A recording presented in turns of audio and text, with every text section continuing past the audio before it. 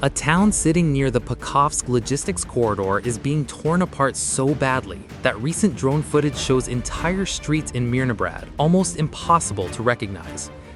Buildings are shattered, roads are scarred with craters, and the landscape looks more like debris than a neighborhood. What makes the damage even more significant is distance. Mirnabrad sits only about 12 kilometers from Pakovsk, a key logistical node that helps sustain Russian operations in the region. And now something unusual is moving toward that ruined town. A Soviet-era T-62 tank appears on the road, but it does not look like a normal armored vehicle. The turret and upper hull are wrapped in a rough metal cage made from welded bars and steel plates. Soldiers call this design a turtle tank. It is not meant to increase firepower.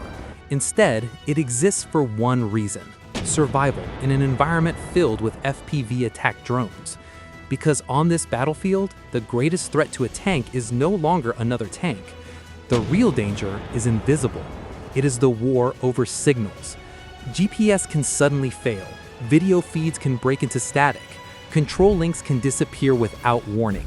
And when that happens, a weapon that was seconds from striking its target can instantly become useless debris falling out of the sky. The pressure across the battlefield is rising quickly. In just one recent week, Ukrainian reports claimed Russia launched more than 1,300 drones, roughly 1,400 guided bombs, and close to 100 missiles. Those numbers show that the tempo of the conflict is increasing across the entire front line, which means every local movement matters. If a mechanized column breaks through choke points around Mirnabrad, the pressure would ripple backward through supply routes supporting Pakovsk. Once those logistical routes start bending, defensive lines can shift much faster than expected. But the real twist in this fight is not about advanced technology. The decisive moment may come from something far simpler: a small visual marker placed beside a road. Under heavy electronic jamming, GPS coordinates may be unreliable, video feeds may collapse, control links can disappear without warning. And when that happens, a weapon that was seconds from striking its target can instantly become useless debris falling out of the sky. The first stage of the fight near Mirnabrad begins hours before any convoy appears. During the night, Ukrainian combat engineers quietly prepare the ground. Their tools are small, their communication is minimal. Hand signals replace radio chatter. Their objective is simple: make the obvious route look dangerous, and make the alternative route look just safe enough to tempt a commander who needs to keep moving. Armored columns rarely travel only on the main highway. When crews suspect a kill zone, they often search for side lanes, open fields, or damaged pavement that might offer a safer bypass. So mines are not placed only on the most direct path. Instead, they are hidden near field entrances, shallow drainage ditches, and the cracked edges of roads where drivers might try to steer around suspected threats. Some explosives are meant to destroy tracks and immobilize vehicles instantly. Others are designed mainly to create confusion. A blast that does not destroy a tank can still force the entire formation to slow down. Vehicles compress together, drivers hesitate. And in mechanized warfare, hesitation can be more dangerous than the explosion itself. At the same time, Ukrainian drone units prepare a completely different kind of trap. Their weapon is timing. Reconnaissance teams map out flight routes that allow drones to monitor engine movement and formation depth without staying too long in one location. Remaining visible for even a few minutes could reveal their launch position. FPV pilots wait quietly. Batteries are checked, warheads are secured. Controllers remain powered down until the exact moment the convoy commits to a narrow corridor. Launch sites are treated as temporary positions. Equipment is arranged for fast evacuation, because once a signal transmission is detected, counter-fire may arrive quickly. Every radio burst is short. Every screen is dimmed. At this stage, discipline is not optional. It is survival. Preparation also means thinking like the enemy. If the lead Russian vehicle sees a damaged section of road, will it push forward through the danger, or will the crew turn into open ground that appears less predictable? If the column enters a narrow passage between trees or buildings, will the vehicle spread out to reduce risk, or stay tight to maintain command control? Each decision shapes the next minute of the battle. Ukrainian teams do not simply place explosives, they shape expectations. A clear patch of ground can suggest safety. A churned section of soil might hint at recent shelling. Small visual cues can guide a heavy vehicle towards a prepared trap without a single radio transmission. As dawn approaches, tension grows. Reconnaissance drones lift first, searching for the earliest signs of movement. FPV teams feel the pressure to launch immediately, but they wait. Launching too early wastes range and reveals their location. Launching too late risks missing the moment when the lead vehicle is fully committed and unable to reverse. This phase becomes a silent contest. One side tries to move without being detected. The other tries to predict the path before the first wheel turns. Before the first explosion breaks the quiet, the battlefield has already been shaped by decisions. If you were commanding the Russian column, which route would you choose? Stay on the main road and accept the risk of obvious danger? Or cut across open ground and trust speed to outrun a hidden trap? The first clear contact begins when Ukrainian surveillance drones finally locate movement. An armored Russian column is advancing towards Mirnabrad. Once armored vehicles commit to open terrain, hiding becomes almost impossible. From above, the drone camera scans the approach routes. Soon, a line of vehicles appears. They move with steady spacing and controlled speed. At the front of the formation sits something unusual. Its silhouette looks bulky and uneven. Steel sheets and welded bars form a rough shell around the turret. This is the turtle tank. Built on the old T-62 chassis, it carries a protective cage designed to disrupt incoming FPV drones. Instead of looking like a sleek battle tank, it resembles a mobile bunker crawling forward under fire. Behind it, the convoy stretches along a narrow corridor. That formation choice creates both strength and vulnerability. A tight axis allows commanders to maintain control and keep units coordinated, but it also creates a single point of failure. If the lead vehicle stops, every vehicle behind it must slow, compress, and wait, and that pause can become deadly in seconds. From above, the convoy looks like a chain, and the first link carries the heaviest burden. The lead tank chooses turns, it sets the speed, it judges obstacles. Every vehicle behind it mirrors those decisions. If the front vehicle makes a mistake, the entire formation must react instantly.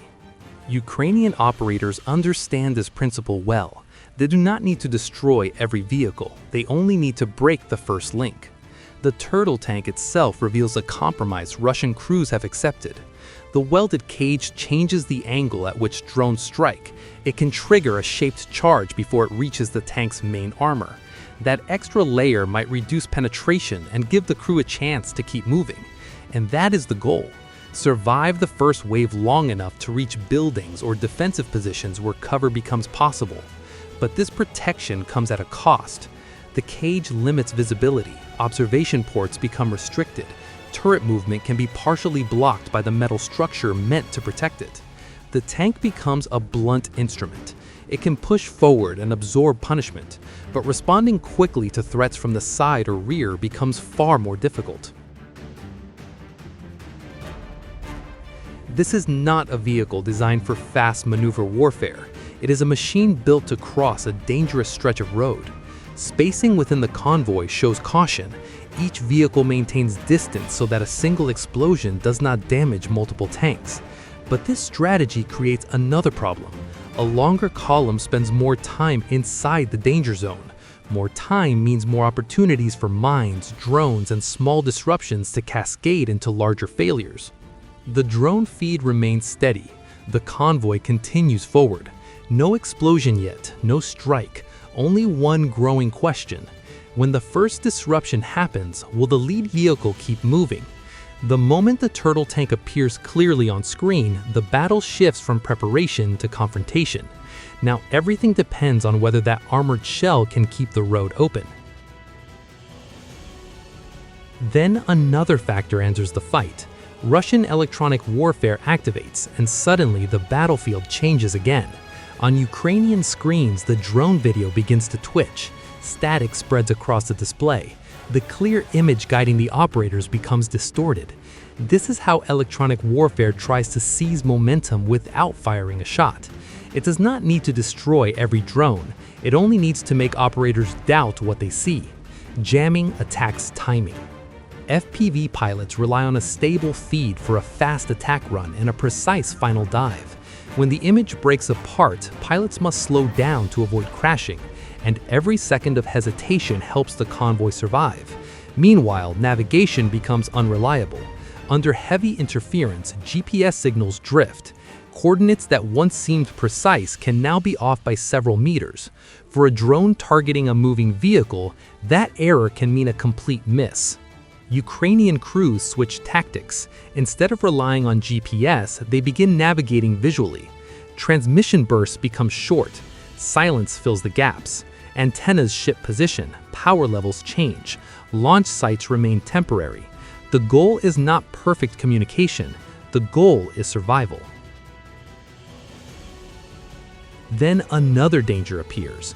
A Russian reconnaissance drone moves into the area. Its thermal camera searches for heat signatures. Even if radio stays silent, human bodies still emit warmth. A soldier hiding in a dark room can still be visible through thermal imaging. The Ukrainian team faces a brutal decision: maintain the live connection or cut transmissions and reduce exposure. They choose survival. The main link goes dark. The room becomes quiet, but the mission continues. A single, minimal message is transmitted to guide the strike element. Then silence returns. Moments later, the strike begins. Because GPS cannot be trusted, the drone pilot uses a visual landmark, a bend in the road. The FPV drone launches low, accelerating along the edge of the pavement. Trees lining the corridor become navigation points. Ahead, the turtle tank approaches the curve. The drone climbs slightly, clears a roadside obstacle, and dives. Impact. The warhead detonates against a welded cage above the turret. Fragments explode outward, flames flicker across the outer shell, but the engine continues pushing forward. Seconds later, a second drone approaches. It flies even lower. Infantry riding near the tank open fire. Tracer rounds streak across the sky. The drone adjusts mid-flight and dives toward the rear of the turret. Another explosion. The blast hits near the turret ring. Sparks scatter. Smoke thickens. For a moment, the tank appears ready to stall, but it keeps rolling. 2 direct hits, still moving. Now the question changes. Not whether it can be struck, but whether it can survive another attack. The final phase begins along a narrow road beside a dense forest. The turtle tank is already burning. Smoke trails behind it as it struggles forward. The cage is twisted and blackened. Flames glow through the metal grid. The engine continues pushing, but slower with every meter. The driver knows stopping would block the road completely, but damage is accumulating. Internal systems begin failing. The column compresses behind the wounded vehicle. Then another drone appears. It flies extremely low along the forest line. Using smoke as cover, it approaches from the rear. The pilot sees the exposed engine compartment. The drone accelerates. Impact. The explosion detonates deep inside the rear hull. A secondary blast follows. The tank jerks forward once, then stops. Fire pours from the engine compartment. Thick black smoke climbs above the trees. The road is blocked. The turtle tank, built to survive drones, has now become an obstacle for its own formation. Chaos spreads down the column. Drivers brake hard. Engines roar. Another FPV dives onto the second vehicle. A third tank is struck near its tracks. Further back, an armored vehicle ignites. Infantry jump from their vehicles, running toward the tree line. Tracers streak upward as soldiers fire at the buzzing drones above. Russian interceptor drones circle the area, attempting to ram Ukrainian aircraft. Electronic warfare increases again, flooding the spectrum with interference. But it is too late. Several drones have already completed their attacks. Multiple vehicles burn. The road is sealed by wreckage. What began as a controlled mechanized push has collapsed into a stalled convoy under aerial assault. At the front sits the charred turtle tank. Behind it, armored vehicles idle with nowhere to move. The lesson from Mirnabrad is cold and clear. Modern battles do not always begin with artillery. They begin with who sees first. who stays hidden longer, and who keeps momentum when the road suddenly becomes a trap. Russia's turtle tank shows how armored forces are adapting, adding cages and heavy jamming just to survive under constant drone threat. Ukraine answers with a different adaptation. When GPS fails and signals collapse, drone teams switch to visual landmarks, low flight paths, divided roles, and strict radio silence. Then they strike the exact moment the lead vehicle loses mobility. Because once the first tank stops, the entire column stops with it. And in modern warfare, steel still matters, but signal, timing, and visibility now decide whether an advance becomes a breakthrough or a burning traffic jam on a narrow road. So the next question is already forming. If pressure around Mirnabrad continues to increase, will Russia commit even more armored vehicles despite the drone threat? Or will commanders change tactics to avoid these deadly corridors? And will Ukraine maintain the advantage with better anti-jam drones and smarter battlefield markers? Or will electronic warfare eventually become so powerful that even visual guidance fails? Let us know your prediction in the comments.